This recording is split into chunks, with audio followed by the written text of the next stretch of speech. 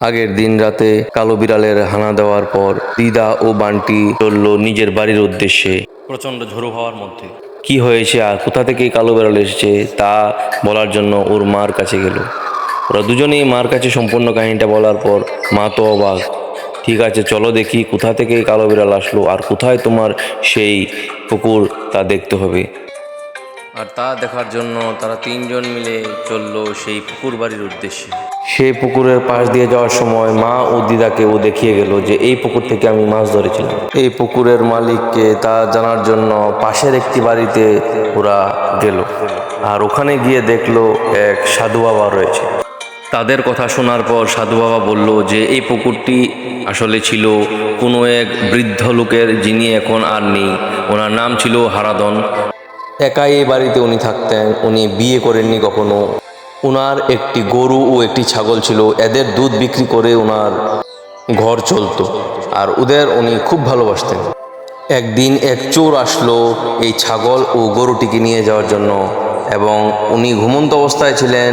তখন এই চোর এসে ওনার এই গরু ও ছাগলকে চুরি করে নিয়ে যায়।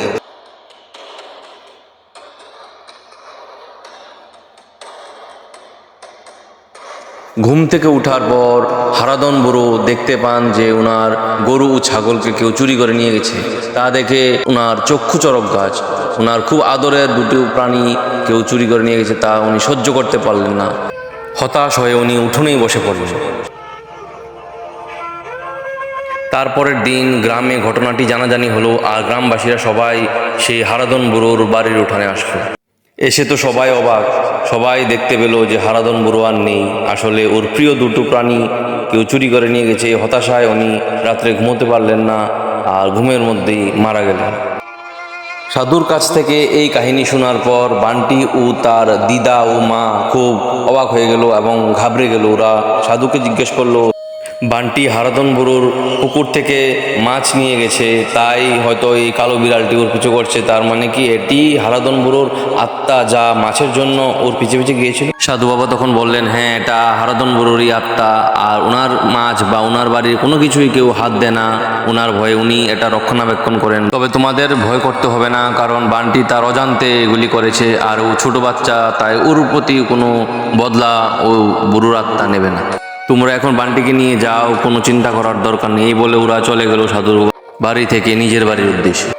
এই ঘটনার দুদিন পর ওই যে চোরটি ছাগল ও গরু চুরি করেছিল, ও পুনরায় আসলো বুড়োর বাড়িতে মাছ চুরি করার জন্য। বাড়িতে কেউ নেই জানতো সে, আর এই সুযোগে সে পুকুর থেকে সমস্ত মাছ চুরি করে নিয়ে গেল। ওইদিকে বৃষ্টি শুরু হয়ে গেছে, আর মাছ চুরি করে নিয়ে যেতে যেতে সন্ধ্যা হয়ে গেল, আর অন্ধকার নেমে এলো। ঠিক তখনই রাস্তায় ওই কালো বিড়ালটি ওর পিছু পিছু চললো। দেখতে দেখতে কালো বিড়ালটি আকারে অনেক বড় হয়ে গেল ওর সামনে, আর তা দেখে সে ঘাবড়ে গেল। প্রচণ্ড ঘাবড়ে যাওয়ায় সে মারা গেল। আর এভাবে বুড়োর আত্মা শান্তি পেল। ওই কালো বিড়ালের সাজে সে একে মেরে তার বদলা নিল।